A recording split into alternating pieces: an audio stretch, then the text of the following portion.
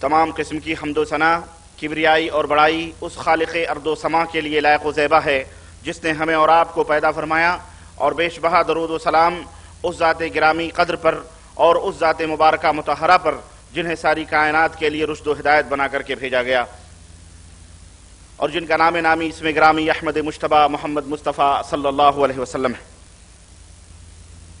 برادران اسلام، نوجوان دوستوں، بزرگوں اور بھائیوں اور قابل احترام اسلامی ماں اور بہنوں، آج بتاریخ 3 ذی القعدہ 1422 ہجری مطابق 17 جنوری سن 2001 عیسوی کے سن 2002 عیسوی کے اس پروگرام میں جو جدہ دعویٰ سینٹر حی السلامہ کی طرف سے کنگ فہد ہاسپٹل کے اس ایڈیٹوریم میں منعقد ہوا ہے،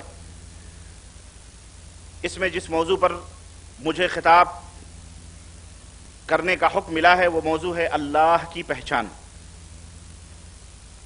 میں اپنے تمام اخوان اور دوست اور احباب اور جالیات کے مدیر اور متعاونین کا بےحد ممنون و مشکور ہوں جنہوں نے مجھے یہ موقع دیا کہ میں اپنے بھائیوں سے مختصر وقت میں اس موضوع کی وضاحت کر سکوں، اور آپ حضرات کا بھی بےحد ممنون مشکور ہوں کہ آپ حضرات نے اپنا قیمتی وقت نکال کر اس اہم اور ضروری موضوع کو سننے کے لیے آپ یہاں حاضر ہوئے۔ اللہ رب العزت سے دعا ہے کہ اللہ تبارک تعالی ہمیں اس موضوع کے سمجھنے اور اس کے اوپر عمل کرنے کی توفیق عطا فرمائے، اور ہماری اس مجلس کو قبول فرمائے، اور جتنے بھی حاضرین سننے سنانے والے ہیں ہماری نظروں کے سامنے یا پیچھے، اللہ تبارک تعالیٰ ان سب کو جنت الفردوس میں جگہ عطا فرمائے اور ہم سب کے گناہوں کو معاف فرمائے، آمین یا رب العالمین۔ حضرات، موضوع نہایت ہی اہم اور نہایت ہی باریک اور نہایت ہی علمی، اس لیے میں ابتدا میں آپ تمام حضرات سے اور اپنے اسلامی ماں و بہنوں سے بھی میں یہ درخواست کروں گا کہ نہایت سنجیدگی اور نہایت ہی فکری ماحول میں اس میرے موضوع کی تشریحات کو سماعت فرمائیں، ذہن و دماغ کو بالکل حاضر رکھیں۔ آج کے بیان میں بہت ساری پوائنٹس، بہت ساری نقاط آئیں گی جس میں سوالات بھی ہوں گے۔ میں درخواست کروں گا کہ جو شبہات، جو شکوک آپ کے ذہنوں میں پیدا ہوں، اٹھیں، انہیں آپ تحریر کریں اور اسٹیج پہ بھیجیں۔ انشاءاللہ تبارک تعالی جن شبہات کے جوابات کا علم مجھ ناچیز کو ہوگا میں اس کا جواب دوں گا، اور جس کا نہیں ہوگا اسے کسی بڑے اہل علم سے آپ رجوع کر کے دریافت کر سکتے ہیں۔ بہرحال میری گزارش یہ ہے کہ آپ تھوڑی دیر کے لیے اپنے ذہن و دماغ کو میرے حوالے کریں، تاکہ آپ یہاں سے جب اٹھیں تو یہ محسوس ہو کہ آج آپ نے کچھ چیزیں سنی ہیں، کچھ باتیں آپ کو معلوم ہوئی ہیں جو واقعتاً علمی ہیں اور جن کا علم ہمیں پہلے نہیں تھا، یا تھا تو وہ بالکل یعنی کمزور سے انداز میں تھا۔ میرے عزیزو، گفتگو معمولی نہیں ہے، گفتگو بلکہ کائنات کے اس عظیم ترین ہستی کے سلسلے میں ہماری ہونے والی ہے اور ہونے جا رہی ہے، جس کی شان و عظمت کے گن کیا آسمان، کیا زمین، کیا چاند، کیا ستارے، کیا گردش لیل و نہار، کیا شب و روز کی آمد، اور کیا کائنات کے ذرے، بلکہ کائنات کا ذرہ ذرہ اس رب پاک کی حمد و ثنا اور اس کے گن گا رہا ہے۔ اور وہ ذات کبریا ہے اللہ عز و جل کی، جو خالق دو جہاں، مالک کون و مکاں ہے، جس کے در کے سارے کائنات کے لوگ بھکاری ہیں اور جس کے در کے سارے مگتے ہیں، اور جس کی تحمید اور جس کی تحلیل میں سب کائنات کے ذروں کی زبانیں جو ہے معطر ہیں۔ حمد و ثنا ہو تیری کون و مکان والے، اے رب ہر دو عالم دونوں جہان والے۔ میرے عزیز، قبل اس کے کہ میں اپنے اس موضوع کی وضاحت کروں، اللہ کی پہچان کیا ہے اور اللہ رب العزت کو کیسے پہچانا جا سکتا ہے، اس کے ذرائع کیا ہیں، وسائل کیا ہیں، اللہ کی پہچان کے ثمرات کیا ہیں، اسے ہمیں کیا نتیجہ ملتا ہے، ہم کیا فائدہ اٹھا سکتے ہیں، غرض اور اس کے متعلقات کے اوپر میں روشنی ڈالوں۔ آئیے قرآن کریم کی وہ آیتیں جو میں نے آپ کی خدمت میں پڑھی ہیں ان کا ترجمہ سماعت فرمائیں۔ پاک پروردگار نے ارشاد فرمایا کہ اے وہ لوگو جو ایمان لائے ہو، اللہ سے ڈرو جیسا کہ اللہ سے ڈرنے کا حق ہے، اور جب تم مرو تو اس حالت میں مرو کہ تم مسلمان ہو، اور اللہ کی رسی کو مضبوطی کے ساتھ پکڑ لو، ٹکڑے ٹکڑے، فرقے فرقے، گروہ در گروہ، جماعت جماعت نہ بنو، بلکہ اللہ کی رسی کو مضبوطی کے ساتھ پکڑ لو۔ دوسری آیت کریمہ سورہ اعراف آیت نمبر 172 کی ہے جو میں نے پڑھی ہے، اور اللہ عز و جل نے اس وقت کو یاد دلایا ہے اپنے نبی کے واسطے سے، اور پوری دنیا کے انسان کو یہ خطاب کیا ہے، اور یہ خطاب ہے کہ اللہ رب العزت نے فرمایا کہ وَإِذْ أَخَذَ رَبُّكَ مِن بَنِي آدَمَ مِن ظُهُورِهِمْ ذُرِّيَّتَهُمْ، اللہ تبارک و تعالیٰ نے بنی آدم کی ذریت جو ہے، آدم علیہ السلام کی جو اولاد ہیں، جو ذریت ہیں، قیامت تک کے آنے والی جتنی بھی نسلیں ہیں، جتنی بھی ذریت ہے، اللہ رب العزت نے قرآن کریم میں فرمایا کہ یاد کرو اس وقت کو جب اللہ تبارک و تعالیٰ نے بنی آدم کی پیٹ سے ان کی ذریت کو نکال کر ان سے عہد و پیمان لیا. یعنی یہ عہد و پیمان پاک پروردگار قیامت تک کی نسلوں سے لے رہا ہے، اور آدم علیہ السلام کے پشت سے تمام لوگوں کی روحوں کو جمع فرما رہا ہے. ان روحوں میں ہم بھی ہیں، آپ بھی ہیں، قیامت تک آنے والی نسلیں بھی ہیں، اور آدم کے بعد سے لے کر جتنی بھی ان کی اولاد ہے ساری اللہ تبارک تعالیٰ نے سب کو جمع فرمایا. اس میں مسلمان بھی ہیں، غیر مسلمان بھی ہیں، یہودی بھی ہیں، نصارہ بھی ہیں، حامان بھی ہیں، شداد بھی ہیں، فرعون بھی ہیں، قارون بھی ہیں. اس میں ساری ذریت آدم علیہ السلام شریک تھی. جب اللہ تبارک و تعالیٰ نے آدم علیہ السلام کی پشت سے تمام ذریت کو نکالا اور جمع فرمایا، وَأَشْهَدَهُمْ عَلَىٰ أَنفُسِهِمْ أَلَسْتُ بِرَبِّكُمْ، اور اللہ نے سب کے سامنے یہ اعلان کیا اور ان سے گواہی لی اپنے متعلق، اور فرمایا أَلَسْتُ بِرَبِّكُمْ، کیا میں تم لوگوں کا خالق، پالنے والا، روزی دینے والا نہیں ہوں؟ قالوا بلا، تو سب نے یہ کہا تھا بے ایک زبان ہو کر، ہاں اے پاک پروردگار، تو ہمارا خالق ہے، تو ہمارا رازق ہے، تو ہمارا مالک ہے. چاہے وہ حامان رہا ہو، چاہے وہ فرعون رہا ہو، چاہے وہ شداد رہا ہو، چاہے وہ کوئی بھی قوم رہی ہو، چاہے وہ موجودہ دور کے یہ کفار، یہ مشرکین، یہ جو ہے یہ بدماش قسم کے لوگ رہے ہوں، چاہے مومنین رہے ہوں، چاہے صدیقین رہے ہوں، چاہے شہداء رہے ہوں، صالحین رہے ہوں، سبوں نے یہ اعتراف کیا تھا اے پاک پروردگار تو ہمارا رب ہے، تو ہمارا خالق ہے، یقیناً تو ہمارا مالک ہے. یہ بڑی اہمیت کی بات ہے. اصل میں یہ موضوع بڑا ہی دلچسپ موضوع ہے، اور اس موضوع سے صرف مسلمانوں ہی کا تعلق نہیں ہے. میں آپ کو اصل میں صرف مسلمانوں ہی کو میں شامل نہیں کرنا چاہ رہا، میں پوری دنیا کو دعوت دینا چاہ رہا ہوں کہ اے دنیا کے رہنے والے، خواہ تم کسی بھی دھرم سے تعلق رکھتے ہو، خواہ تم کسی بھی مذہب سے تعلق رکھتے ہو، دیکھو ذرا قرآن کو، ذرا غور و فکر کرو قرآن میں کہ قرآن تمہیں کیا بات بتلا رہا ہے. وہ باتیں جو تم بہت پہلے تمہارے علم و شعور، تمہاری ادراک میں بھی وہ باتیں نہیں ہیں، قرآن کے اندر وہ چیزیں موجود ہیں. تم نے بھی اللہ تبارک تعالیٰ سے یہ عہد و پیمان لیا ہے اور کیا ہے. قالوا بلا، سبوں نے کہا ہاں پاک پروردگار، ہم مانتے ہیں کہ تو ہمارا پاک پروردگار ہے، شہیدنا، ہم گواہی دیتے ہیں.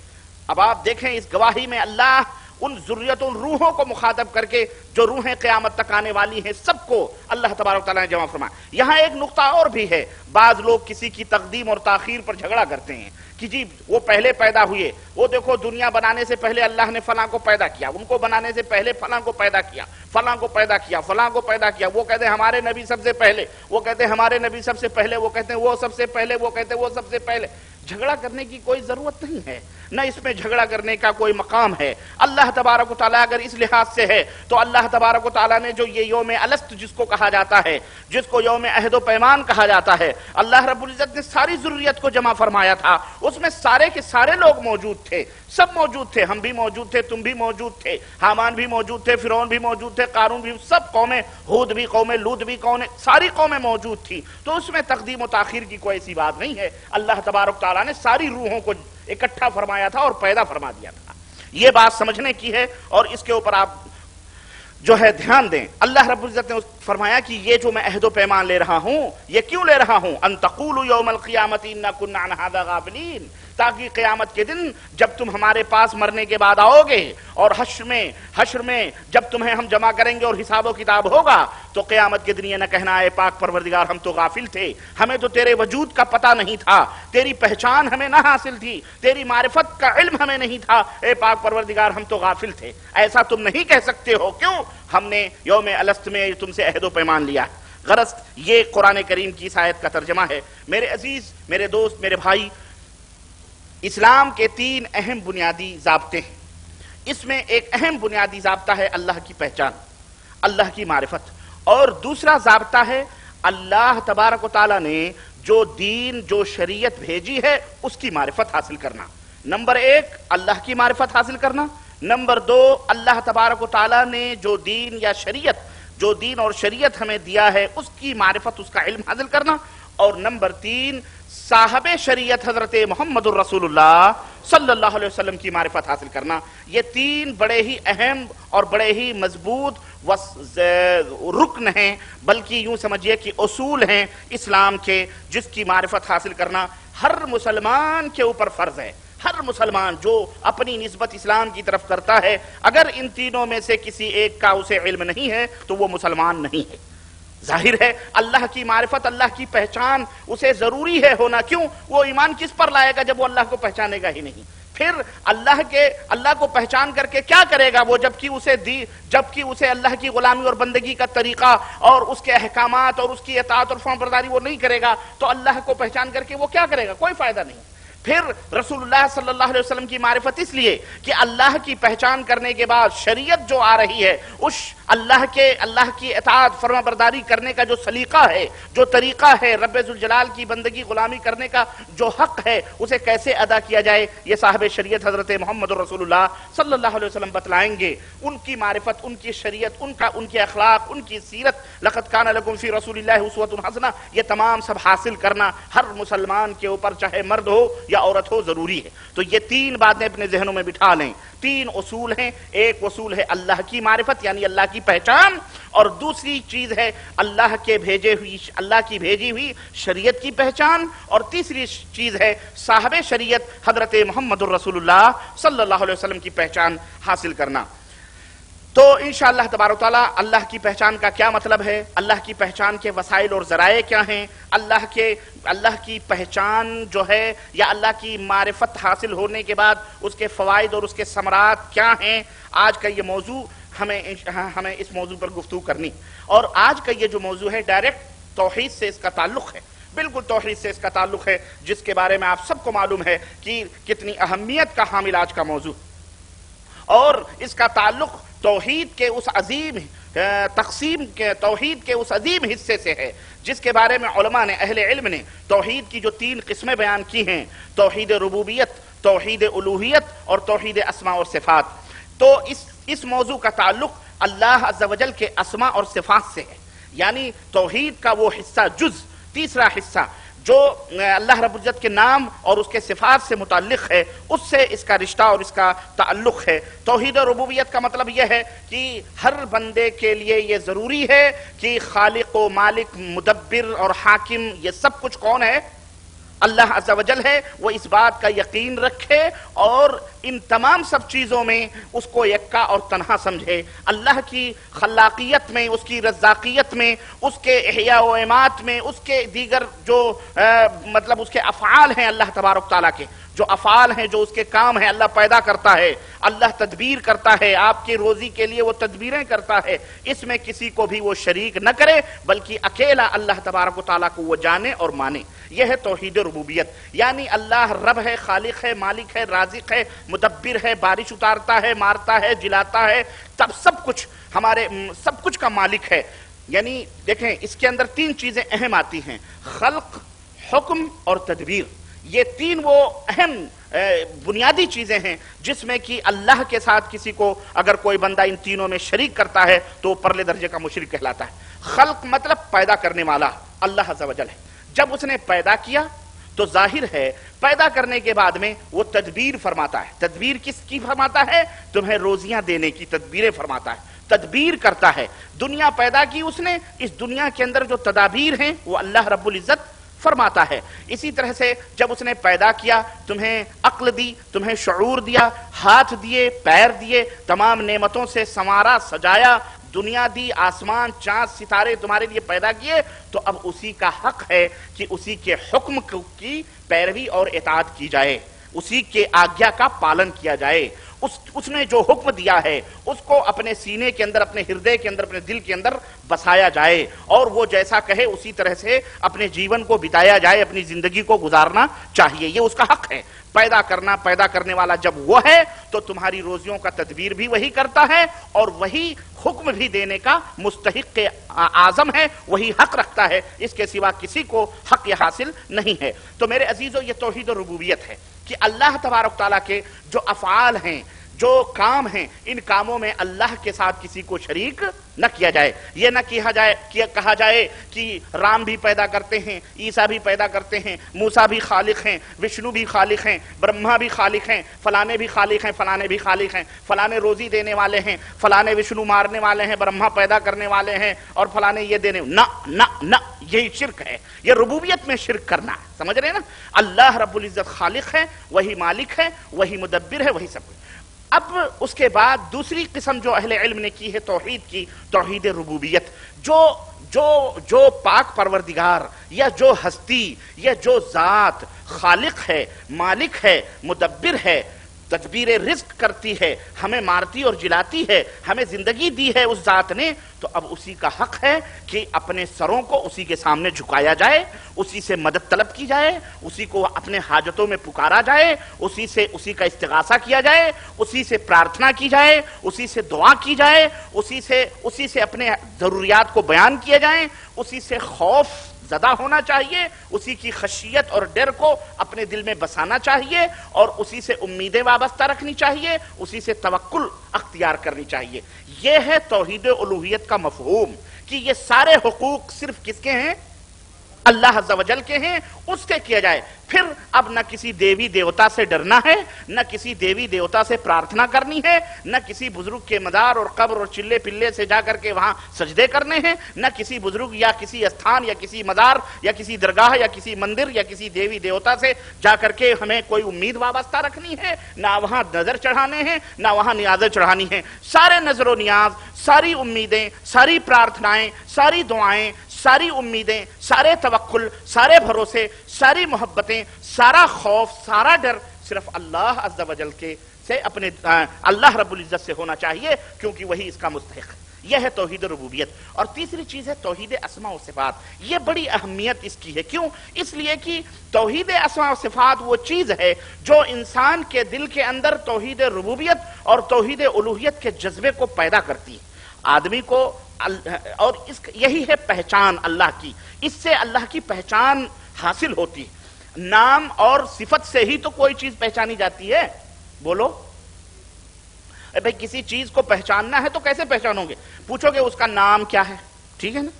اچھا، نام معلوم ہو گیا تو پوچھو گے بھئی اس کے صفات کیا ہیں، یعنی کالا ہے کہ گورا ہے کہ اندھا ہے کہ لولا ہے کہ لنگڑا ہے کہ گونگا ہے کہ بہرا ہے نہیں؟ وہ رہتا کہاں ہے کیا ہے، اس کی تعلیم کیا ہے، اس کی کوالیفائڈ کیا ہے، اس کا اپنا وہ ماہر کس چیز کا ہے، وہ اس کے کام کیا ہیں. پوچھیں گے آپ، ہے نا؟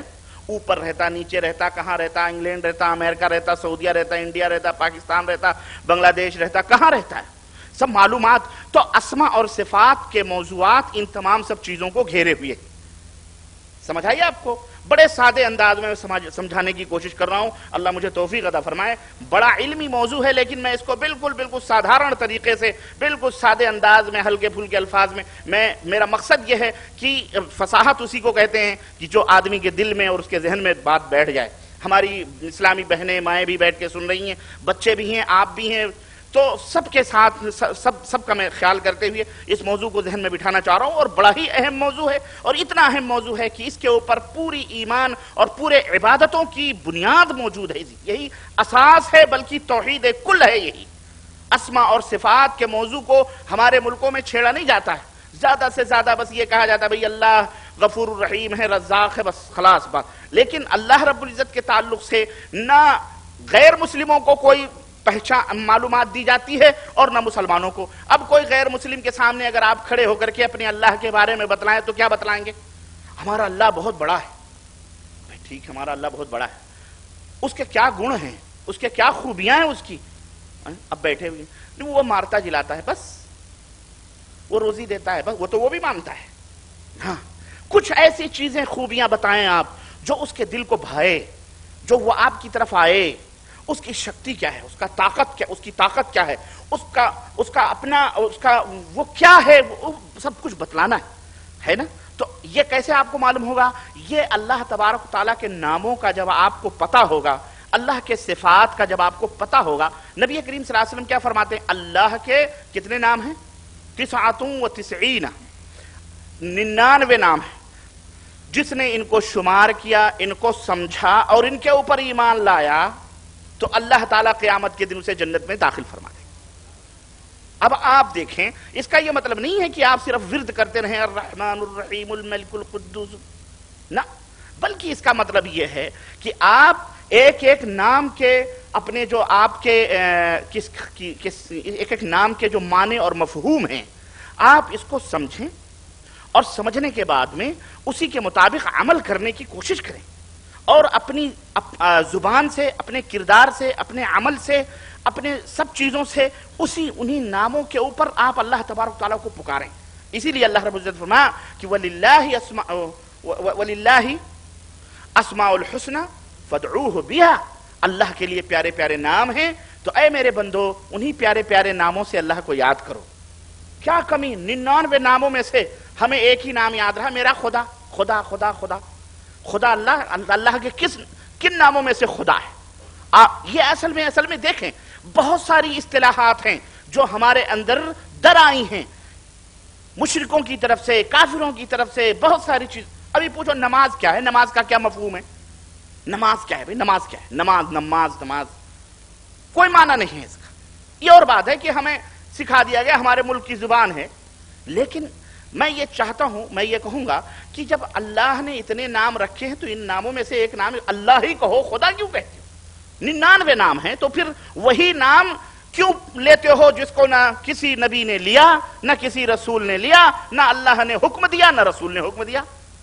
آپ کے بیٹے کے اگر 10 نام آپ نے رکھے ہیں تو ان 10 ناموں میں سے جو بھی پکارے تو آپ کو بڑا اچھا لگے گا، چلو بھائی یہ بھی نام یوز ہو رہا ہے، وہ بھی نام یوز ہو رہا ہے، خالہ نے رکھا تھا، فلاں نام نانی نے رکھا تھا، یہ نام تو دادے نے رکھا تھا، یہ چچا نے، یہ فلاں، بڑا اچھا لگے گا بھائی کوئی اس نام سے پکار رہا ہے، کوئی اس نام پہ۔ لیکن اگر کوئی شخص آئے کہے آپ نے تو اچھے اچھے نام رکھے ہیں اپنے بچوں کے، کوئی کہے بلو ذرا سنو، تو آپ کو تکلیف نہیں ہوگی؟ ابے بلو ہم نے نہیں رکھے بھائی، ان 10 ناموں میں سے اپنے بچے کا نام بلو ہم نے نہیں رکھا، پلو ہم نے نہیں رکھا ہے، تم کیوں پکارتے ہو؟ تکلیف ہوگی کہ نہیں ہوگی؟ تو بے نہیں، اسی طرح سے اللہ نے جو اپنے لیے نام رکھے ہیں اس نے حکم بھی دیا ہے کہ وَلِلَّهِ الْأَسْمَاءُ الْحُسْنَى، اللہ کے پیارے پیارے نام ہیں، تو اے میرے بندو انہی ناموں میں سے مجھے یاد کرو، فَادْعُوهُ بِهَا، تو انہی ناموں سے مجھے آواز دو۔ میں تواب ہوں، میں رحمان ہوں، میں رحیم ہوں، میں ودود ہوں، میں رزاق ہوں، میں غفار ہوں، میں ستار ہوں۔ اللہ اکبر، کتنے اچھے! میں اول ہوں، میں آخر ہوں، میں ظاہر ہوں، میں باطن ہوں، کتنے اچھے اچھے نام ہیں۔ میں قوی ہوں، میں، یعنی پورے نام آپ دیکھیں، 99 نام یاد، تو ان ناموں سے پکارو۔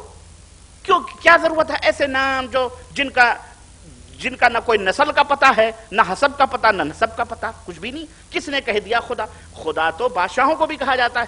پارسی لوگ اپنی آگوں کو، آگ جو پوجتے تھے ایران میں، ایران کے بت کہتے اس کو خدا کہتے تھے، ہے نا۔ تو بہرحال عرض کرنے کا مطلب یہ ہے کہ اللہ تبارک و تعالیٰ کے ناموں کی پہچان، اللہ رب العزت کے صفات کی پہچان جب آپ کو ہوگی تو آٹومیٹک طریقے سے آپ کو اللہ کی شناخت اور اللہ کی پہچان ہو جائے گی۔ تو اسماء اور صفات میرے عزیزوں، میرے دوستو، یہ اسی سے توحید سے متعلق ہیں۔ تو اللہ کی پہچان اور اس کی معرفت کا علم، یہ تمام علوم میں سب سے بڑا علم ہے، سب سے بڑا علم ہے کہ ایک نوکر اپنے مالک کی پہچان حاصل کرے۔ یہ کتنی بڑی بات! دیکھیں ایک بات میں آپ کو بتاؤں یہاں پہ ابتدائی طور پر، کسی چیز کا ماننا اور ہے، کسی چیز کا ماننا اور ہے، اور کسی چیز کو مان کر پہچاننا اور ہے نا۔ بھائی آپ مانتے ہیں کہ یہ گھڑی جاپان والوں نے بنائی ہے، لیکن کیا آپ پہچانتے بھی ہیں بنانے والے کو؟ بولیے، کوئی بھی آگے کہہ سکتا ہے میں ہوں جاپانی، یہ میں نے بنایا ہے، آپ کو ماننا پڑے گا۔ لیکن اگر آپ نے اس کو پہچانا ہوا ہے، آپ نے اس کو اچھی طرح سے دیکھا ہوا ہے، جانا ہوا ہے، تو کوئی بھی تیسرا آ کے اگر کہے گا کہ یہ گھڑی میں نے بنائی ہے نا، تو آپ مان تو پہلے سے رہے ہو، لیکن آپ انکار نہیں کر سکتے، کیوں؟ آپ پہچانتے ہی نہیں ہیں، تو جو بھی کہہ دے گا اسی کے پیچھے آپ کیا کریں گے؟ چل پڑیں گے. ہاں بھائی تو نے ہی بنائی ہوگی، تو جاپانی لگ رہا ہے، تیرے اندر جاپانی شکل و صورت، جاپانی زبان تو بول رہا ہے. دنیا اسی طرح سے گمراہ ہوئی ہے. ایک چھوٹی سی مثال ہے، جتنی بھی قومیں آئی ہیں، حضرت نوح علیہ آدم سے لے کر نوح تک تو سب مسلمان تھے. آدم علیہ السلام سے لے کر حضرت نوح تک کوئی مشرک نہیں تھا، سارے مومن موحد تھے. ٹھیک ہے معاصی ذنوب ہوتے تھے، قتل کر دیا بھائی نے بھائی کو، وہ بات الگ ہے، لیکن کوئی مشرک نہیں تھا، سارے کے سارے موحد تھے. حضرت نوح علیہ السلام کے زمانے سے شرک پیدا ہوا، اور وہاں سے یہ شرک کی لت چلی ہے، اور یہ قیامت تک بہرحال قائم و دائم رہے گی. بہرحال اللہ اسے نیست و نابود فرمائے اور ہم سب کو اس سے محفوظ رکھے، آمین یا رب العالمین. تو وہاں سے کیا ہوا؟ لوگ مانتے رہے اللہ کو مانتے تھے، لیکن وہاں سے شیطان نے پہچان کھو دی. اب کیا کیا؟ کچھ کرشمے، کچھ شعبدے بازیاں کچھ لوگوں کے اندر دکھا کر کے اس نے کہہ دیا دیکھو بڑی انہونی چیز ہے، عجوبے کی چیز ہے، حیرت کی چیز ہے، اب تمہاری عقل میں تو یہ آنے والی نہیں ہے، اس لیے اللہ کے یہ صفات ہیں، یہ بھی اللہ ہو سکتا ہے. اب سامری نے کیا کیا؟ بچڑے کی پوجا ایسی ہی شروع کروائی کہ اس میں سے آواز آنے لگی اور خو خا کرنے لگا بچڑا، سونے کا بچڑا، اور اس میں سے آواز آئے تو آدمی کیا کرے گا؟ سجدہ نہیں کرے گا؟ سجدہ ہی کرے گا. تو سجدہ کر لیا. جیسے آج ہمارے یہاں اگر کسی نے ہاتھ پھیلایا اور جلیبی دکھا دی، ارے بہت بڑے ولی اللہ ہیں یہ. ہاں ایسے ہی ہوتا بھائی، بہت بڑے ولی اللہ ہیں، داڑھی دیکھو، مونچھ دیکھو، جبہ خبہ دیکھو، کبھی بہت بڑے ولی اللہ. ہاتھ جیب میں ڈالا سینٹ آ گیا ہے نا، تو یہ بہت بڑے ولی اللہ. یہ چمتکار دکھا کے، کیوں؟ یہ وہ چیزیں ہیں جو عام آدمی نہیں دکھا سکتا، نہ کر سکتا. تو اس سے یہ اللہ ہی کی شان ہے کہ جب چاہے جو چاہے جیسے چاہے کر دے. تو اس لیے یہ چیزیں پہچان جب نہیں رہے گی تو پھر کسی کو ولی اللہ مانو گے، شیطان کو بھی خدا کہہ دو گے. اور لوگوں نے کہا ہے کہ نہیں کہا ہے؟ بولو. آج ہندوستان کی سرزمین پر 80 کروڑ، کتنے؟ 80 کروڑ رہنے والے لوگ کس کو خدا مان رہے ہیں؟ کس کو اللہ مان رہے ہیں؟ اپنے ہاتھوں سے مورتی بناتے ہیں اور اپنے ہاتھوں سے سجاتے اور سنوارتے ہیں، حسین اور خوبصورت لڑکیوں کی جیسی تصویریں بناتے ہیں، اپنی اماں کو بنا سنوار کر پھر اس کو پوجتے. 80 کروڑ صرف ایک ملک کی میں بات کر رہا ہوں. اور اگر آپ پوری دنیا کا احساس کریں، اللہ اکبر، اپنی تعداد کو الگ کر لیں، ان کو دیکھ لیں کس کو پوج رہے ہیں. آپ یہ کہو کہ ارے اتنی سارے لوگ اللہ کو جان کے بھی اللہ کو نہیں پہچانتے.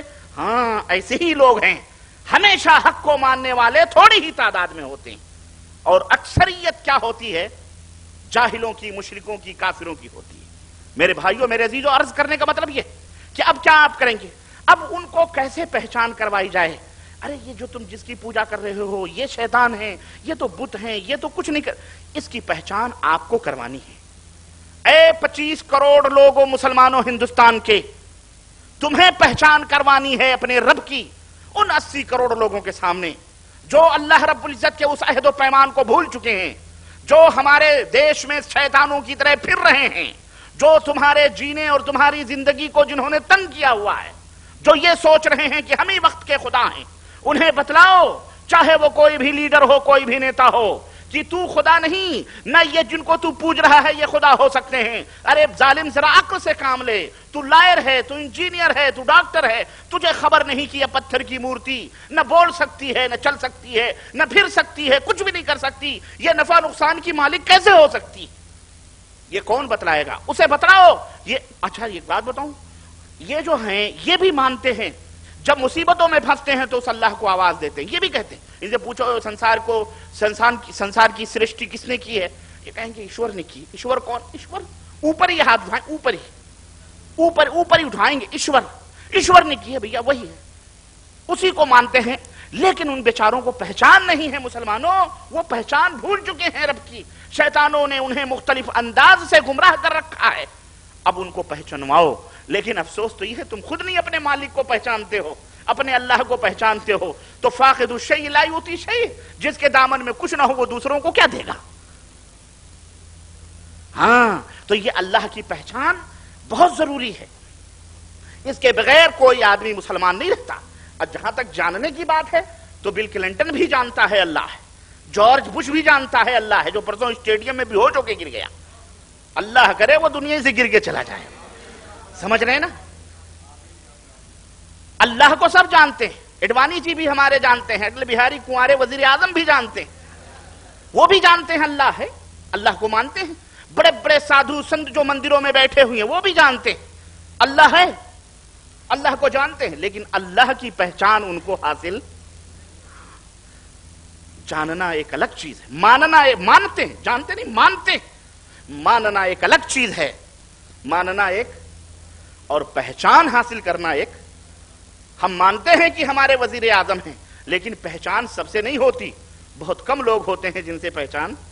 تو اے مسلمانوں، اگر تمہیں اپنے رب کی پہچان ہے، اگر تم اپنے مالک کو پہچانتے ہو اور پہچان کر اس کے حقوق کو ادا کرتے ہو تو بہت بڑے خوش نصیب ہو کہ تمہارا رشتہ، تمہاری شناخت، تمہاری معرفت تمہارے اللہ سے ہے۔ تو جس کو رب پہچانتا ہو اور جو رب کو پہچانتا ہو، اس کا رب اسے کبھی دوزخ میں ڈال سکتا اللہ۔ یہ ہے میرے عزیزوں، میرے بھائیوں، تو یہ ہے اصل مسئلہ۔ اللہ یہ بہت اہم علم ہے، اسی لیے اللہ تبارک و تعالیٰ قرآن کریم میں کیا فرمایا؟ فَعْلَمْ أَنَّهُ لَا إِلَهَ إِلَّا اللَّهُ، اس کا علم حاصل کرو کہ اللہ کے سوا کوئی بھی معبود حقیقی، ہاں یہ بہت بڑا علم ہے۔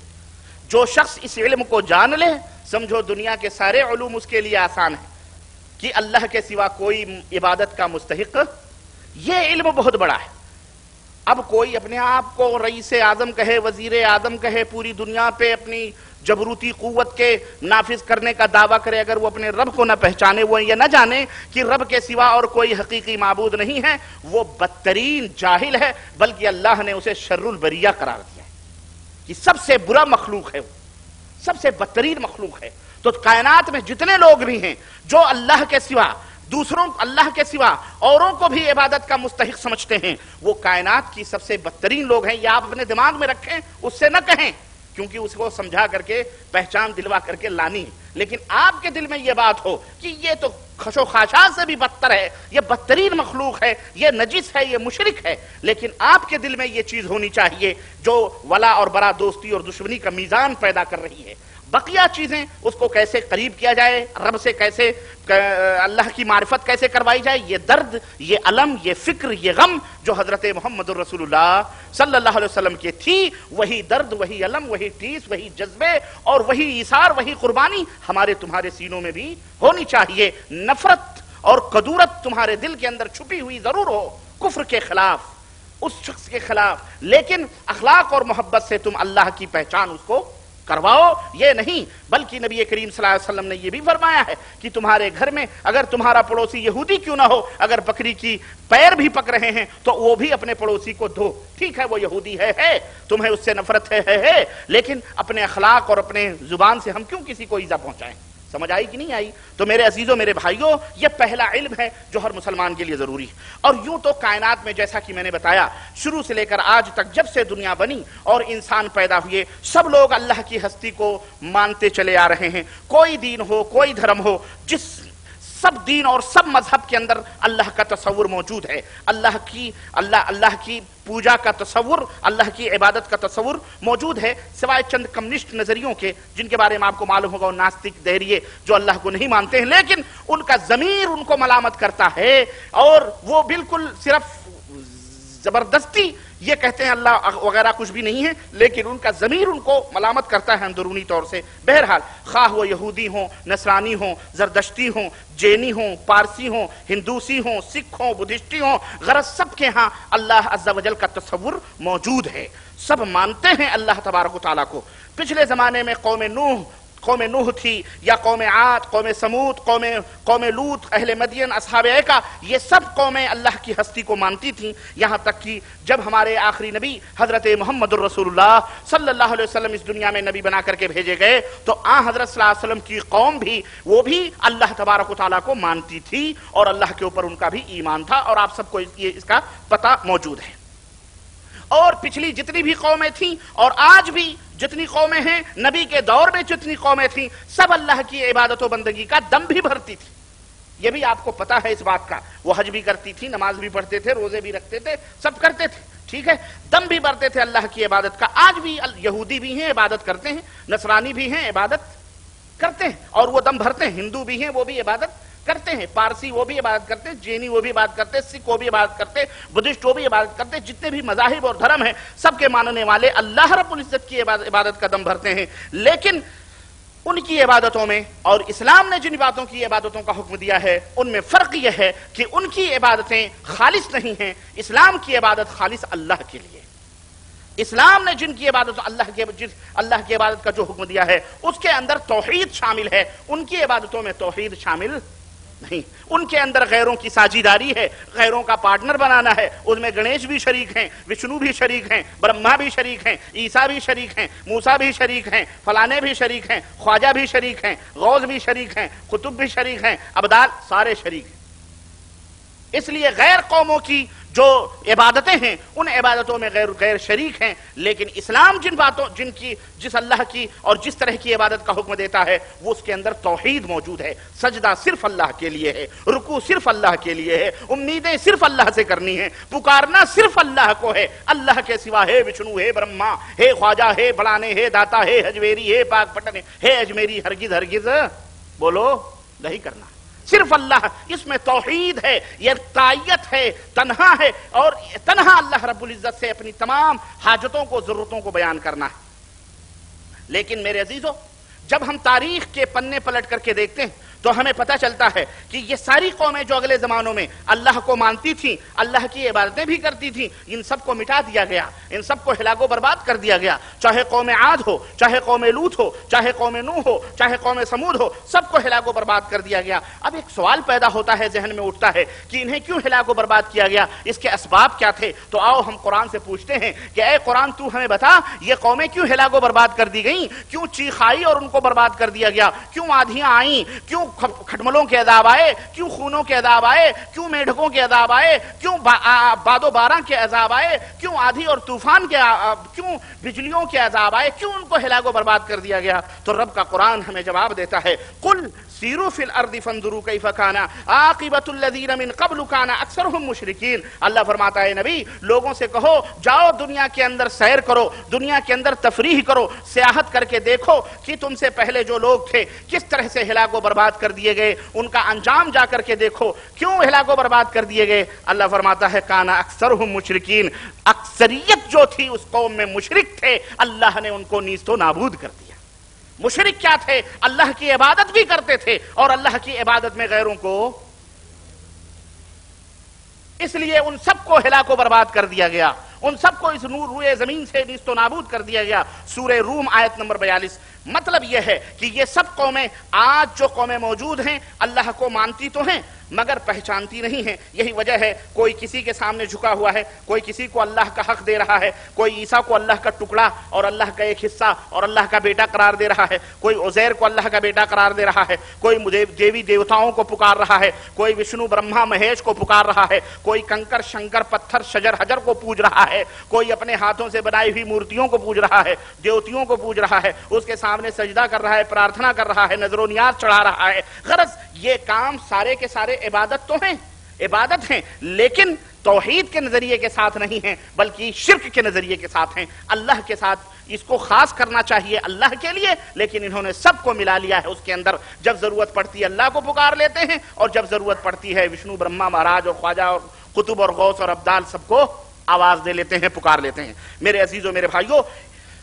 مشرکانہ عقیدوں سے تو وہ جو اللہ کو مانتے تھے پچھلے زمانے کے لوگ, وہ مشرکانہ عقیدوں کے ساتھ اللہ کا اقرار کرتے تھے اور اللہ کی بندگی میں بھی شرک کی گندگی ملاتے تھے, پہلے بھی اور آج بھی. اور ایسا آج لوگ کرتے ہیں. اور کیوں کرتے ہیں, اس کی وجہ کیا ہے؟ تو اصل میں زیادہ تر لوگ ایسے ہیں دنیا کے اندر جو اللہ کو, جیسا کہ میں نے بتلایا, مانتے ہیں پر اللہ کو پہچانتے نہیں. یہی وجہ ہے کہ ساری کائنات میں ہاہاکار مچی ہوئی ہے اور لوگ اللہ کی پہچان نہ ہونے کی وجہ سے فطرت کے ہاتھوں مجبور, فطرت کے ہاتھوں مجبور، وہ ہر وہ چیز جو ان کے دماغ سے بڑی لگتی ہے، حیرت انگیز لگتی ہے، عجوبہ لگتی ہے، اسے اللہ مان لیتے ہیں۔ کسی نے گائے کو اللہ مان لیا، کسی نے بچڑے کو اللہ مان لیا، کسی نے دیوتاؤں دیویوں کو اللہ مان لیا، کسی نے پتھر کنکر شنکر کو، بڑے چھوٹے سب پوجنے جانے لگے۔ تو میرے دوستو، یہ حقیقت ہمیں اچھی طرح سے اپنے ذہن و دماغ میں بٹھا لینی چاہیے کہ دنیا کی ساری قومیں، سارے مذاہب ایک اللہ ہی کی طرف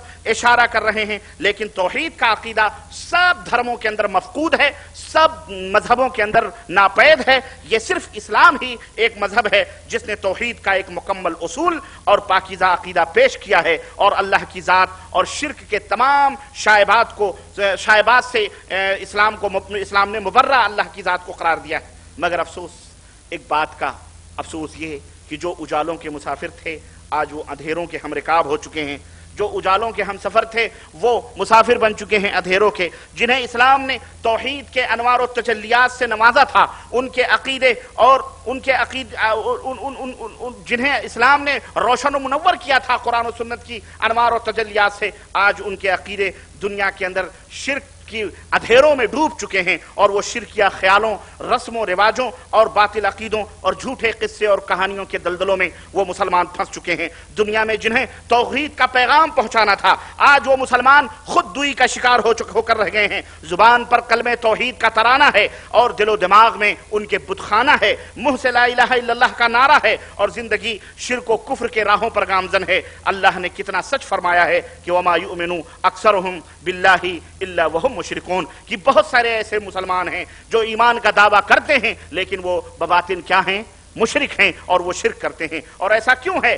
ایسا اس لیے ہے کہ وما قدر اللہ حق قدرہ، لوگوں نے اللہ کی قدر نہ جانی، لوگوں نے اللہ کو نہ پہچانا، اس کے صفات کو نہ جانا، اس کی خوبیوں کو، اس کی عظمتوں کو لوگوں نے نہ پہچانا، اس کی ہستی بے عیب اور بے نقص کو نہ جانا، انہیں اس کی قوت و طاقت کا ان لوگوں نے اندازہ نہیں لگایا، اس کی ملکیت، اس کی قدرت، اس کی جبروتیت، اس کی عظمت، اس کی جلالت، اس کی حکمت، اس کی رحمت و رافت، اس کی قیومیت، اس کے اسماء اور صفات کو ٹھیک ڈھنگ سے انہوں نے پرکھا نہیں۔ اور کاش ایسا ہوتا، اگر ایسا ہوتا تو وہ کبھی گمراہ نہ ہوتے۔ یہی وجہ ہے کہ آج دیکھو مسلمانوں کی بہت سے کلمہ گو مسلمان ہیں جنہوں نے بہت سو لوگوں کو اللہ کی صفات میں شریک کر رکھا ہے، اللہ کے مختار اور گماشتے بنائے ہوئے ہیں، اپنے اور اللہ کے بیچ میں لوگوں کو وکیل بنایا ہوا ہے، اور شہداء کے مزار، اولیاء کے روزے، بزرگوں کی گدیاں ان مسلمانوں کے نزدیک اللہ کی ایجنسیاں بن چکی ہیں۔ اور اب اللہ کسی پر ناراض ہو جائے، کسی کے اوپر اپنا غضب نازل فرمائے، یا کسی کی گرفت فرمائے، یا کسی کو اولاد نہ دے، کسی کو بیٹی سے محروم کر دے، کسی کو اولاد سے محروم کر دے، کسی کو گرفتار بلا کر دے، کسی کے مقدر میں خشک سالی لکھ دے، کسی کو باج بنا دے، تو پھر لوگ ان ایجنسیوں کی طرف رجوع کرتے ہیں۔ ان ایجنسیوں سے اللہ کے درمیان اور اپنے درمیان معاملات حل کرواتے ہیں، نظر و نیاز ادا کر کے رشوت دیتے ہیں ان ایجنسیوں کو، نظر و نیاز چڑھاوے، مرغے، خواخانے، ڈیک چڑھا کر، اور یہ سب کام بخوبی یہ عقیدہ رکھتے ہیں کہ ہم جو ہے ان سے لے لیں گے، اور چنانچہ یہ ایجنسیاں بخوبی خوب اچھی طریقے سے یہ فرائض انجام دیتی ہیں۔ اب وہ یہ وعدے کرتے ہیں کہ اب آپ کی بگڑی بن جائے گی، سب مصیبتیں دور ہو جائیں گی، ہزاروں کوسوں میل مرنے والا اس کا پیر جو اہل قبور ہیں وہ ان کی ندائیں سن رہے ہیں، ان کی نداؤں کے اوپر لبیک کہہ رہے ہیں۔ بغداد کے اندر غوث پیر مرے ہوئے اپنی قبر کے اندر ہیں، لیکن ہندوستان یا پاکستان کے اندر اگر کوئی کلمہ پڑھنے والا مسلمان یا غوث المدد کہتا ہے تو وہ بغداد کی گدی چھوڑ کر مرنے کے بعد بھی ہندوستان پہنچتے ہیں، پاکستان پہنچتے ہیں۔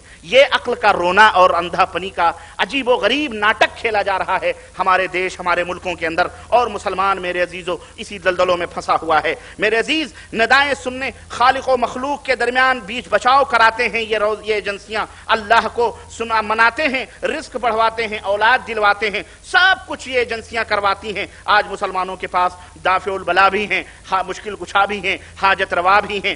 گویا جو ہے یہ کلمہ پڑھنے والا مسلمان آج اللہ کے علاوہ بھی غیروں کے سامنے سجدہ کرتا ہے، نظر و نیاز بھی چڑھائے جاتے ہیں، اور ترہ یہ ہے کہ جب ان کو سمجھایا جاتا ہے کہتے ہیں ہم پکے مسلمان ہیں۔ ہم کون ہیں؟ ٹناٹن مسلمان ہیں۔ اور افسوس میرے عزیزو، اقبال نے کہا تھا کہ بتوں سے تجھ کو امیدیں خدا سے نہ امیدی، بتوں سے تجھ کو امیدیں خدا سے نہ امیدی، مجھے بتا تو صحیح اور کافری کیا ہے، مجھے بتا تو صحیح اور کافری کیا ہے۔ تو میرے عزیزو یہ صرف اس وجہ سے ہے، یہ کیوں ہے یہ تمام سب کھیل جو اللہ کے سوا دوسروں کے ساتھ کھیلا جا رہا ہے، یہ جو دھندے عبادت کیے جا رہے ہیں کیوں ہیں؟ یہ صرف اس کی ایک وجہ ہے کہ ان بیچاروں نے اللہ کو صحیح ڈھنگ سے پہچانا نہیں ہے، اللہ کی قدر انہوں نے نہ کی ہے، اللہ کے صفات، اللہ کی قوت، اس کا ادراک انہوں نے نہیں کیا ہے، جس کی وجہ سے غیر مسلم تو غیر مسلم، خود مسلمان بھی اس شیطانی جال میں پھنس گئے ہیں۔ تو میرے عزیزو، آپ حضرات سے درخواست ہے، اور میری اسلامی ماؤں بہنوں، آپ حضرات سے درخواست ہے کہ اپنے مالک کو پہچانو، اپنے رب کو پہچانو کہ تمہارا رب کون ہے، تمہارا مالک کون ہے۔ جب تک اللہ کی معرفت حاصل نہ ہوگی تب تک تم عبادت کیسے کرو گے اور کس کی کرو گے؟ کس کے سامنے سجدہ جھکو، کیسے جھکو گے، کس کی کرو گے، شرک سے کیسے بچو گے؟ آج یہی پہچان نہ ہونے کی وجہ سے مولوی ہوں کہ عالم ہوں کہ بڑے بڑے مفتی دارالعلوموں کے پگڑ باندھنے والے بھی اور عام لوگوں کا ایک کثیر طبقہ ان کے اندر شرک کے اندر ملوث ہے اور شرک دنادن کر رہے ہیں، اور ان کو نہ کوئی غم ہے نہ کوئی فکر ہے، بلکہ تونت کے اوپر پہ ہاتھ پھیر پھیر کر کے لوگوں کو شرک کی دعوتیں بھی دے رہے ہیں۔ تو میرے عزیزو، آؤ سنو اللہ کی معرفت کا کیا مطلب ہے، اللہ کی پہچان کا کیا مطلب ہے۔ بعض جہلا، یہاں ایک بات ڈاؤٹ اور میں حل کرتا چلوں، معرفت کا جب لفظ بولا جاتا ہے تو بعض صوفیہ جہلا جاہل جو ہیں، جاہل، میں صوفیوں کو جاہل ہی کہتا ہوں، یہ عقل سے پیدل ہوتے ہیں، کہتے ہیں کہ دین کی معراج یہی ہے کہ آدمی عقل و خرد سے پیدل ہو جائے، ہاں پجامہ کرتا اتار کے یوں ہی چلتا پھرے، وہ سب سے بڑا ولی اللہ ہے۔ واللہ بتا رہا ہوں، ان کے ہاں معرفت کا سب سے بڑا درجہ کیا ہے کہ کوئی اپنے آپ کو کہہ دے کہ میں اللہ ہوں، وہ معرفت کا بحر توحید کے اندر غرق ہو گیا۔ تو ان کے ہاں معرفت کا کیا مفہوم ہے، میں وہ مفہوم نہیں آپ کو بتلا رہا ہوں، معاف کرنا۔ یہ جو حکیم صاحب نے بتلایا کہ ایک صاحب نے جو ہمیشہ ننگے رہتے تھے، امرود مانگا کسی سے، ان کو امرود دیا، انہوں نے کہا یہ امرود کھا لینا۔ جب امرود پکڑا تو بڑا گرم تھا، لے جا کے کھوٹی پہ ٹانگ دیا گھر میں۔ اب رات کو اٹھ کر کے دیکھ رہے ہیں تو بیگم نے کہا تمہیں کیا ہو گیا بھئی، آج تم اٹھ کر کے صرف وہ جھولے کے پاس جا رہے ہو، تھیلے کے پاس جا رہے ہو، کیا ہو گیا؟ کہا نہیں کوئی بات نہیں۔ اب مارے ڈر کے کھا بھی نہیں رہے، کیوں؟ وہ سوچتے ہیں کہ اگر ہم کھا لیں گے تو بابا کی طرح ہم بھی ننگے دھڑنگے نہ ہو جائیں، اس لیے امرود کو کھا بھی نہیں رہے ہیں۔ چنانچہ بے قراری میں اٹھے اور وہ امرود کا تھیلا ایک تھا، وہ لے جا کر کے کسی کو دے دیا، اپنے دوست کو، کہ حضرت یہ ہمیں بابا نے دیا تھا۔ تو سنیے آپ، انہوں نے دن میں دیا تھا، رات کے پچھلے پہر وہ حضرت وہ امرود لے جا کے اسے دے رہے ہیں، تو کہہ رہے ہیں وہ ویسے ہی گرم تھا جیسے کہ پہلے انہوں نے حضرت نے دیا تھا، ویسے ہی گرم تھا، ننگے شاہ بابا نے۔ چنانچہ انہوں نے جب امرود کھایا، جب کہا کہ کیا ہے، بولے امرود ہے، حضرت نے دیا، بس اٹھا کے انہوں نے کھا لیا۔ امرود کا کھانا تھا کہ جناب علی بڑے میاں اپنا اگرکھا اتار دیا، انہوں نے کرتا اتار دیا، پجامہ اتار دیا اور چلتے بنے۔ ارے فلاں سنو، کہا خلاص چلے گئے فنا فی اللہ، امرود کھاتے ہی فنا فی اللہ ہو گئے۔ اس امت کے کی طرف منسوب کسی حکیم الامت نے یہ واقعہ لکھا ہوا، کہا بہت بڑے مجذوب تھے۔ اعوذ باللہ، نام لیں تو تکلیف ہوتی ہے، بہرحال نام نہیں لیتا میں، لیکن کہتے ہیں کہ جناب علی وہ بہت بڑے ولی اللہ تھے، وہ بہت بڑے ولی اللہ تھے۔ استغفر اللہ، یہ ولایت ہے، امرود کھا کے ولایت ہوتی ہے۔ وہ بھنگ رہا ہوگا، اس کے اندر کوئی دھتورے کا پھل رہا ہوگا، اسے امرود سمجھا ہوگا، کھا کے پاگل ہو گیا، دیوانہ ہو گیا، اس کو گرا مجذوب ہو گیا یہ۔ اور وہ گرم، وہ میں سمجھتا ہوں اس کے جہنم کی آگ سے وہ گرم رہا ہوگا، ہاں اسی لیے اس نے کھاتے ہی پاگل ہو گیا۔ عرض کرنے کا مطلب اس طرح کے قصے کہانی، وہ معرفت میں نہیں آپ کو بتلا رہا ہوں جس کو صوفیہ کہتے ہیں کہ یہ معرفت کب حاصل ہوتی ہے۔ ارے تم نے کتابوں سے، تو نے پی نگاہوں سے، تو نے پی کتابوں سے، ہاں شعر سنے زمانے جاہلیت کا، مجھے یاد آ گیا، تو نے پی کتابوں سے میں نے پی نگاہوں سے، تو نے پی کتابوں سے میں نے پی نگاہوں سے، فرق ہے یہی زاہد میرے تیرے پینے میں، فرق ہے یہی زاہد میرے تیرے پینے میں۔ چنانچہ کہتے ہیں کہ صوفی سرمد کو دیکھو، صوفی منصور حلاج کو دیکھو، اللہ کی اس میں اتنے غرق ہو گئے کہ اپنے آپ کو وہ اللہ کہہ بیٹھے۔ اب عقل ہے، اور اقبال نے بھی کہیں کہیں ٹھوکریں کھائی ہیں، اقبال کہتے ہیں کہ عقل ہے محو تماشائے لبے بام ابھی، یعنی آپ بدعقلی کا کام کر لیں تو اس کو کہتے ہیں عقل سے پرے یہ چیز ہے، عقل کے بعد یہ نمبر آتا ہے۔ المہم خیر، عرض کرنے کا مطلب وہ معرفت میں آپ کو نہیں سکھانے آیا، نہ میرے اللہ نے سکھلایا نہ میرے رسول نے سکھلایا ہے، یہ شیطانوں نے ان کو یہ معرفتیں سکھلائی ہیں، اس لیے یہ پجاموں سے اور کرتوں سے باہر ہو جاتے ہیں۔ ہم آپ کو یہ معرفت نہیں سکھلانے آئے، ہم وہ معرفت سکھلانے آئے ہیں جو اللہ کے رسول نے اپنے صحابہ کو سکھلایا ہے، جس کو جان لینے کے بعد میں صحابہ کرام اللہ سے محبت کرتے تھے، اللہ تبارک تعالیٰ سے اپنا رابطہ رکھتے تھے، انہوں نے کبھی کرتے پجامے نہ اتارے، انہوں نے کبھی یہ تمام سب ان الحق کے نعرے نہ لگائے۔ کیا وہ معرفت کے اللہ کو نہیں پہچانتے تھے؟ بولو، کیا وہ متقی نہیں تھے؟ کیا وہ پرہیزگار نہیں تھے؟ کیا نسبت خاکرہ بعالم پاک، ان کا جوڑ اور ان بدذاتوں کا جوڑ کہاں سے لگ سکتا ہے؟ تو میں یہ سمجھا رہا ہوں کہ کہتے ہیں جی سب علم و عقل سے الگ یہ چیزیں ہوتی ہیں، یہ آپ کو کتابوں میں نہیں ملیں گی، یہ معرفت ہے، معرفت یہ سمجھائی نہیں جاتی نہ، یہ عقل اور علم سے پرے ہوتی ہیں یہ چیزیں۔ جب لوگ غرق ہو جاتے ہیں، جہاں عقل اور علم کی سرحدیں ختم ہوتی ہیں وہاں سے معرفت کی ابتدا ہوتی ہے۔ چنانچہ یہاں بھی یہ مکے کا ایک مولوی ہے، اللہ اسے ہدایت عطا فرمائے، بولو آمین، بڑا بکواس کر رہا ہے۔ مکے کا ایک مولوی کہتا پھرتا ہے، ہم نے ایک کیسٹ سنی، اس میں کہہ رہا ہے کہ ہمارے کچھ بزرگ تھے، ہمارے کچھ بزرگان ہیں جو مدینے میں بیٹھے رہتے تھے اور عراق والوں کو تعلیم دیتے تھے۔ ہم نے کہا بڑا بہترین کمیونیکیشن سینٹر قائم تھا بھائی روابط کے، ہے نا، تو بھی بیٹھ کر یہاں سے پاکستان والوں کو تعلیم دے دے، مرید ہے کم از کم کچھ نہ کچھ تو آنا چاہیے نا۔ اتنی بڑی بے غیرت، اور پھر کہتا ہے یہ بات عقل میں آنے والی نہیں ہے، نہیں یہ سب کی سمجھ میں نہیں آتی ہے۔ پھر کہتا ہے یہ سب کی سمجھ میں، یعنی یہ عقل والے نہیں سمجھ سکتے، اس کو بدعقل ہی سمجھ سکتے ہیں۔ اور ایسے بدعقل امت کی خدا نے بخشا ہے سروری کی، جنہیں خبر نہیں کہ روش بندہ پروری کیا ہے، عقابوں کے کیا ہے، زاغوں کے تصرف میں ہیں، عقابوں کے نشیمن والی بات ہے۔ کوے بیٹھے ہیں، کوے کون بیٹھے ہوئے ہیں؟ حلال بھی سمجھتے ہیں ان کے حضرت، ہاں کالے کوے حلال ہیں، خوب کھاتے ہیں، بلکہ ایک فرقہ ہی نکلا تھا، فرقہ زاغیہ، حضرت نے فتویٰ دیا تھا کوا کھانا حلال ہے۔ ہاں تو عرض کرنے کا مطلب یہ ہے، کہتے ہیں کہ عراق میں تعلیم دیا کرتے تھے، بلکہ اس کا یہ بھی دعویٰ ہے کہ ہمارے کچھ بزرگ ایسے بھی ہیں جو بیٹھ کر کے کسی غبی جاہل شخص کے دل میں شریعت کا علم ڈال سکتے ہیں۔ توجہ فرمائیں تو وہ غبی جو جاہل طالب علم ہے، اس کے دل میں بڑے بڑے علم کے سمندر اٹھا کے نظروں سے پلا دیتے تھے۔ واقعہ بیان کیا ہے اس شخص نے، اللہ اسے گرفت فرمائے اور اس کی پکڑ کرے، اللہ اس کے ہدایت بھی دے۔ تو میرے عزیزوں کہہ رہے ہیں مکمل شریعت توجہ سے منتقل کر دیتے ہیں۔ ہمارے بزرگان دین کو اتنی طاقت و قوت حاصل تھی، تو اس زمانے میں جو پورے کفار دندناتے پھرتے تھے، ان کے بزرگوں کو وہ قوت نہ تھی کہ اسلام ہی منتقل کر دیں۔ صرف چڈی بنیان دھونے والے شاگرد ہی کے سینے میں وہ علم منتقل کرتے تھے، یا جوتے میں جو پالش کرتے تھے دارالعلوم میں حضرت کے خدمت گزار، انہی کے دلوں میں وہ منتقل کرتے تھے؟ کیوں؟ علم کسی کے باپ کی میراث ہے، جو خدمت کرے اسی کو بتاؤ، اور جو خدمت نہ کرے انہیں دین اسلام کی بات نہ بتلاؤ۔ آپ سب بیٹھ کر کے ہماری خدمت کر رہے ہیں، پھر ہم کیوں آپ کو بتلا رہے ہیں؟ تو جس کو فکر ہوتی ہے دین پھیلانے کی وہ ایسا نہیں کرتے۔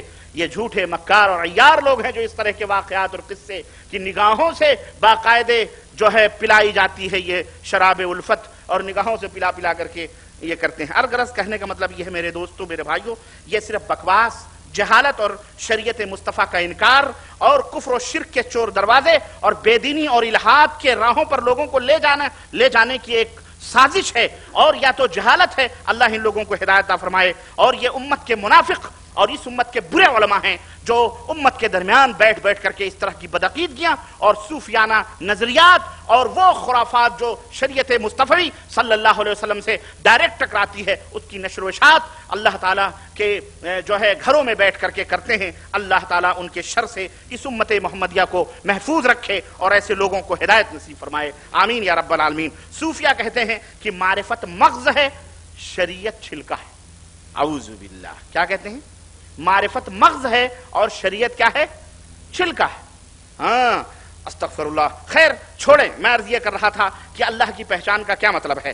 اللہ کی پہچانوں، معرفت کا مطلب یہ ہے کہ انسان اس بات کا علم حاصل کرے کہ اللہ تبارک و تعالی کا وجود پاک قطعی طور پر موجود ہے۔ اللہ تبارک و تعالی کا وجود تسلیم کیا جائے کہ اللہ اپنی شان، اپنی صفات، اپنی جلالت کے ساتھ کیا ہے؟ موجود ہے، اور دل سے یقین رکھا جائے، زبان سے اس بات کا اقرار کیا جائے، اور پھر اس یقین کے بعد میں جو اس یقین کے تقاضے ہیں اللہ رب العزت کی اطاعت اور فرمانبرداری عملاً اس کا اظہار کیا جائے۔ یہ ہے اللہ عز و جل کی معرفت۔ جو آدمی اللہ تبارک و تعالیٰ کے جو حقوق ہیں ان کو اچھی طرح سے ادا کرتا ہے، اور حق اللہ کیا ہے، اللہ کا حق ایک بندے پر کیا ہے بتاؤ، سب جانتے ہیں۔ حضرت معاذ بن جبل سے نبی کریم صلی اللہ علیہ وسلم نے پوچھا تھا اتدری معاذ ما حق اللہ علی العباد، معاذ جانتے ہو اللہ کا حق بندوں پر کیا ہے؟ تو کیا کہا تھا حضرت معاذ نے؟ اللہ اور اس کے رسول زیادہ جانتے ہیں۔ آپ نے فرمایا اللہ کا حق اس کے بندوں پر یہ ہے کہ اللہ کے ساتھ وہ کسی کو شریک، یہ پہلا حق ہے اللہ کا۔ پھر دوسرا حق یہ ہے کہ اللہ نے جو شریعت نازل فرمائی ہے اپنے نبی کے ذریعے سے، اس شریعت کو مکمل طور پر اپنے اوپر، اس کے اوامر اور اس کے نواہی کے اوپر عمل کیا جائے، بہرحال عملاً اس کا اظہار کیا جائے۔ اللہ عز و جل کی ذات اور اس کے صفات کی معرفت ہی میرے عزیزو در حقیقت توحید کی اصل اور بنیاد ہے، اور یہی جڑ ہے۔ یہی وجہ ہے کہ جو بندہ اللہ کے ناموں کی معرفت حاصل کر لیتا ہے وہ اللہ کی ربوبیت کا حق مکمل طور پر ادا کرتا ہے، پھر وہ کسی اور کو اللہ کے ساتھ شریک نہیں کرتا ہے، اور جو اللہ عز و جل کے اوصاف کو سمجھ لیتا ہے وہ اللہ کی الوہیت کا حق ادا کرتا ہے۔ علامہ ابن تیمیہ رحمۃ اللہ علیہ فرماتے ہیں کہ اللہ کے اسماء اور صفات اور اس کی پہچان یہی دین کی اساس اور اس کی بنیاد اور ہدایت کا ایک عظیم راستہ ہے۔ جو بندہ اللہ کی صفات کو پہچان لے، اللہ کے ناموں کو پہچان لے، انشاءاللہ اسے ہدایت اللہ ضرور عطا فرماتا ہے۔ یہ بہت بہت ضروری ہے اللہ کے اسماء و صفات، اور یہی وجہ، اور یہ پہلا فرض ہے۔ اسی وجہ سے جیسا کہ میں نے عرض کیا کہ اللہ نے فرمایا فَاعْلَمْ أَنَّهُ لَا إِلَٰهَ إِلَّا اللَّهُ۔ اسی طرح نبی کریم صلی اللہ علیہ وسلم نے جب حضرت معاذ کو یمن بھیجا تھا تو کیا فرمایا تھا؟ فَلْيَكُنْ أَوَّلَ مَا تَدْعُوهُمْ إِلَيْهِ أَن يُوَحِّدُوا اللَّهَ فَإِذَا عَرَفُوا اللَّهَ، کہ یمن جا رہے ہو سب سے پہلے انہیں جس بات کی طرف دعوت دینا، کس کی؟ اللہ کے توحید کی طرف دعوت دینا۔ یعنی وہ جانتے تھے اللہ کی، اللہ کو جانتے تھے، اسی لیے وہ اللہ نے کیا فرمایا، وہ شرک کرتے ہیں، انہیں اللہ کی توحید کی طرف دعوت دینا۔ اللہ کی عبادت کرو، صرف اللہ کی، صرف اللہ کی عبادت کرو۔ فَإِذَا عَرَفُوا اللَّهَ، پھر جب وہ اللہ کے ساتھ شرک نہ کریں، جب وہ اللہ کو پہچان لیں، گویا جس کے سینے میں اللہ کی معرفت ہوتی ہے وہ مشرک نہیں ہوتا ہے، وہ مشرک، اور جس کے سینے میں رب ذوالجلال کی پہچان نہیں ہوتی، معرفت نہیں ہوتی، وہ مشرک ہوتا ہے۔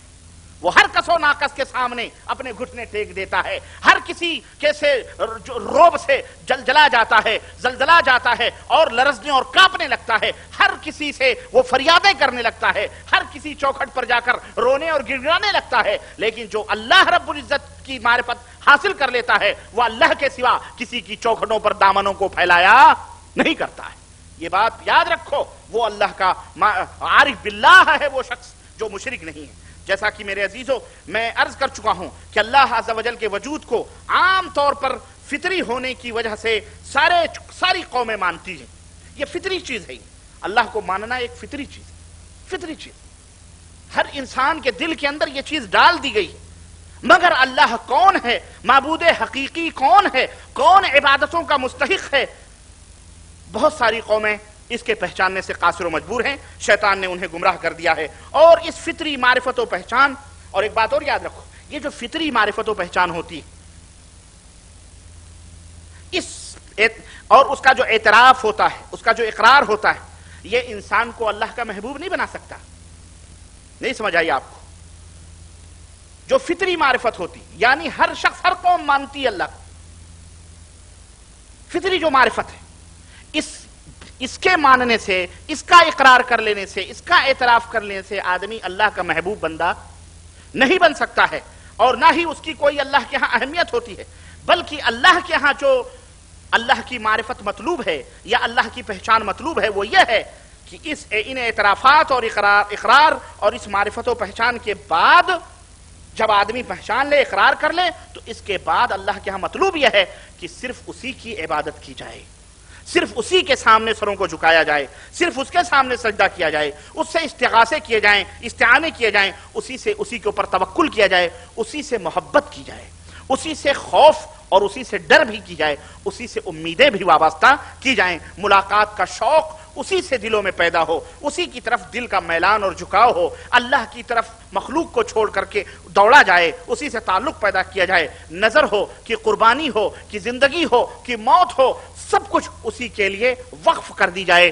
چنانچہ اللہ نے فرمایا قل ان صلاتی ونسکی ومحیای ومماتی للہ رب العالمین وبذلک امرت وانا اول المسلمین، کہ اے نبی آپ کہہ دیجئے کہ میری قربانی، میری عبادتیں، میری نمازیں، میرا مرنا، میرا جینا، میری ساری زندگی سب کس کے لیے ہے؟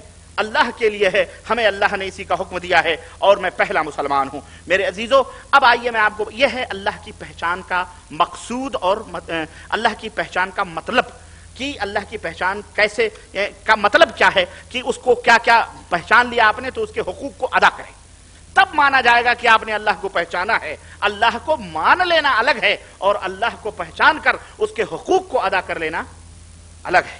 اللہ کی معرفت کی اہمیت کیا ہے، اس کی کیا ضرورت ہے کہ ہم اللہ کو پہچانیں؟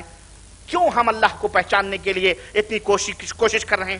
نمبر ایک، اس کی اہمیت یہ ہے کہ یہی توحید کی اصل ہے، یہی توحید کی بنیاد ہے۔ اللہ کی پہچان ہی توحید کی بنیاد اور اساس ہے۔ توحید ہر مومن کے دلوں میں ایک درخت کی مانند ہے، جس درخت کی جڑیں دلوں کے اندر اعتقاد اور معرفت کے ساتھ ثابت ہیں، اور جس کی شاخیں عمل صالح کی شکل میں آسمانوں کی طرف جا رہی ہیں۔ یعنی توحید جو دلوں کے اندر بیٹھا ہوا ہے، توحید جو دلوں کے اندر اللہ کی پہچان کے ساتھ اور اللہ کے عقیدے کے ساتھ جو جڑ پکڑے ہوئے ہے، اس کے بعد جو دوسرا نمبر ہے اس عمل صالح، اللہ اور اس کے رسول کے فرمان کے مطابق عمل کرنا۔ یہی اس توحید کو، جو چیز اللہ تک پہنچانے والی ہے، یہ آپ کا عمل صالح، نماز، روزہ، حج، زکوٰۃ، اس توحید یہ عمل صالح کشتی بن جاتا ہے، اور یہ کلمہ توحید اس کے اوپر جو ہے سوار ہو کر کے اللہ کی طرف، آسمانوں کی طرف کیا ہوتا ہے؟ بلند ہوتا ہے۔ نہیں سمجھ آئی؟ آپ کا عمل صالح اللہ تک اس وقت مقبول ہوتا ہے جب آپ کی توحید آپ کے دل کے اندر جو جڑ پکڑے ہوئے ہے یہ مضبوط ہو اور یہ مکمل ہو۔ اسی طرح سے اسی لیے اللہ رب العزت قرآن کریم فرمایا الم تر کیف ضرب اللہ مثلا کلمۃ طیبۃ کشجرۃ طیبۃ اصلها ثابت وفرعها فی السماء، کہ اللہ نے کتنی اچھی مثال